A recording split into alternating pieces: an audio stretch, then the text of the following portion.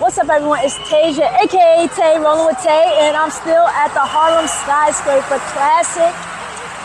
And I am standing with Rahsaan Bahati, and you're a 10-time national champion. I am.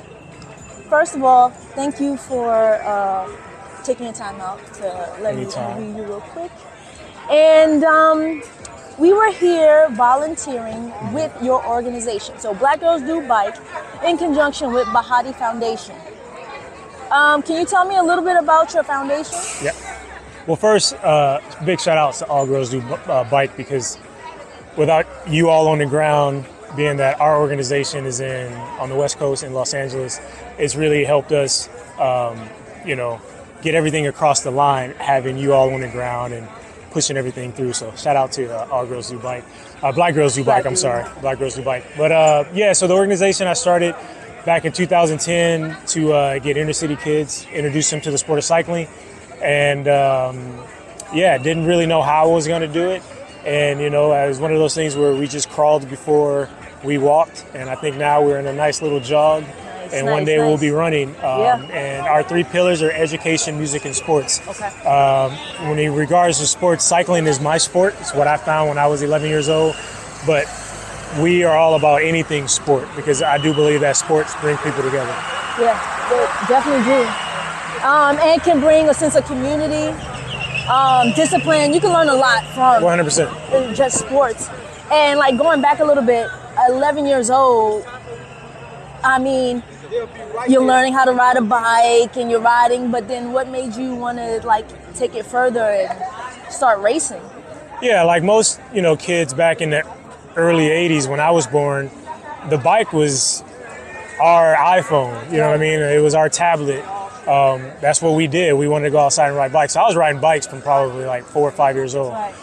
I was introduced to track cycling, where Nelson Vels won his silver medal in the Olympics, the 1984 Olympics. They had an after-school program that I joined that helped me get into the sport of cycling. Yeah, so it was just like happenstance, to be honest with you. I found a teacher introduced me to it. I literally thought it was motorcycles, not bicycles. And I didn't really like it because I didn't like the uniform, like the helmets and all the tights and all that stuff. But one thing I did like is just like the adrenaline of the speed and being on the embankment of a track. And I was in a group of people that didn't look like me. It was a melting pot of people. We had whites, blacks, Asians, Latinos. It was amazing. And I think that's what really caught my attention. Shout out to your teacher. Yeah, Mr. Garman. Mr. Garman, he changed me. Right, for exposing you to something like that, and with your foundation, right? And the other group that we were working with, is it Friends of the Children? Yeah. And having those kids come out and hopefully inspire someone to be, take cycling to another level, Yeah, absolutely. Even just to be active. Yeah, that's what it's really about. Like, if you look at our T-shirts, it says motion equals healthy. It's not racing equals healthy. It's not lifting weights equals healthy. It's just motion. It's walking. It's, instead of starting your car, you walk to the market. Instead of, starting your car, you walk into school with your child or something like that. So it's all about motion. And that's one thing we're promoting, is just getting them young so they understand that,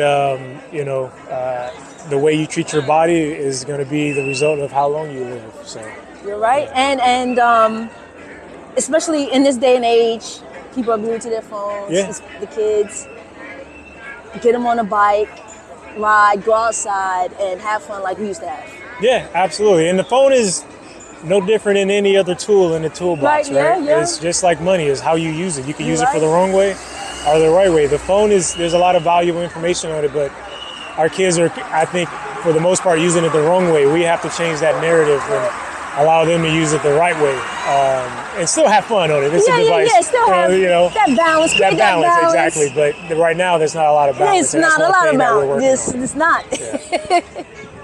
Well, before we wrap up, any upcoming races that you are looking forward to, or any events Yeah, so this was highlighted on the calendar, Harlem Skyscraper. Not only the race, but of course we're doing the bike giveaway to the organization. Next up is I'm doing some stuff with a senator out in Northern California, actually rehabilitation with prisoners. So I'll be doing some stuff there. Excited about that. And then, big race in Indianapolis. Ooh, and then I'll fly back home after a couple days there and race the Manhattan Beach Grand Prix, which is kind of it's a local race to my neighborhood, and that's where like all my family come out. So that's the end of July. That's pretty much the biggest race in Southern California. And then we'll get ready to go to Kigali, Rwanda for the World Championships. Wow. Good luck with all that. Yeah. It's a pleasure seeing you again. We met a couple years ago. In LA. And we finally made it happen on the East Coast now. That's right. Happy to have been a part of today's festivities with the kids. And I'm looking forward to what you have coming up next. I'll be following. Thank you. And best of luck in the races. Appreciate it.